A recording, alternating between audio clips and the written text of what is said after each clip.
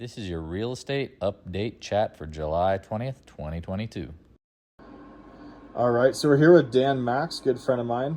And Dan's here in the markets every single day, as well as being a realtor. So he's got a unique perspective about the real estate market and how the financial markets play a role in the real estate market. And next week, we have a Fed meeting coming up. They're looking at raising the basis points 75 points.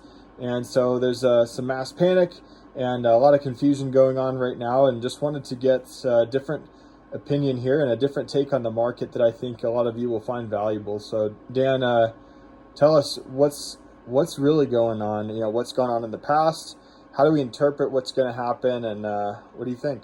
Yeah, well, hey, thank you again, Cody, for having me. Appreciate you. Great real estate agent, Cody Walker here at eXp Realty. So this question I get asked a lot. A lot of people go, the feds are raising rates. How does that affect the mortgage market? How's that going to affect the housing market? Well, let's start off first with what is the Fed doing?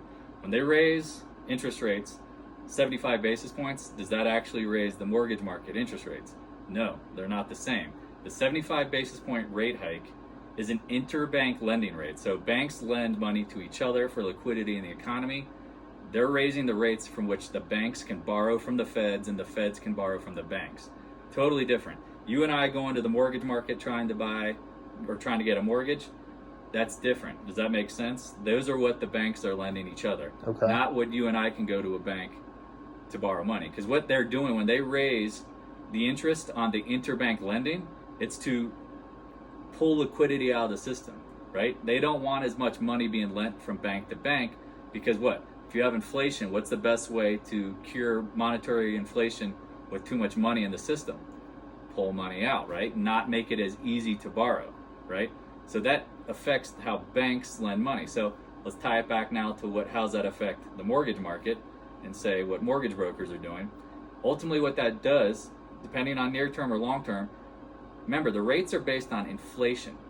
Banks lose money lending money with inflation, right? Because now there's not a stable monetary supply. Think about it. You and I borrow $100,000. If inflation is 10% for 10 years, $100,000 in 10 years might buy you a car, right? It might, ultimately what happens is the money that they're lending you gets devalued so much that the interest doesn't make up for the difference. Does that make sense? Like right. You and I, if I lend you $100,000 10 years from now and my interest, and I only charge you 1 or 2, 3% interest, that's nothing compared to inflation, right? So the bank is actually losing money lending you money. Sure. So what's happened recently is inflation peaked, right? There's a lot of things. If you go look at the CPI, it's always rear facing. Literally, it's all data from May, June. But what have we noticed recently? Oil, copper, lumber, steel prices, commodities in general have fallen. So how does that affect the mortgage market? Well, actually rates have gone down. A lot of people haven't noticed that. They went from like 6.25, 6.5, they're now back in the 5s. So again, if the feds raise rates next week to pull liquidity out of the system, their goal is to what? Drive down inflation. Well, what could that also do? It actually could lower the rates. So keep that in mind. So when you're thinking about the market and you read the headlines, feds did this, Fed did that, just pull one thing out of this video.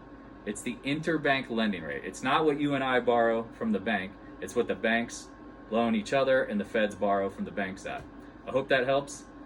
Any questions, Cody? No, I think you pretty much well summed it up. And if you guys do have any questions, drop them in the comments below. Reach out to us directly. Thanks for watching. Yeah, if you know of anyone who has any questions about this, please share this with them. Because again, ultimately, knowledge is shared is key for everybody. Appreciate you guys. Thank you, Cody, for having me on. Of course. Talk to you later. See you.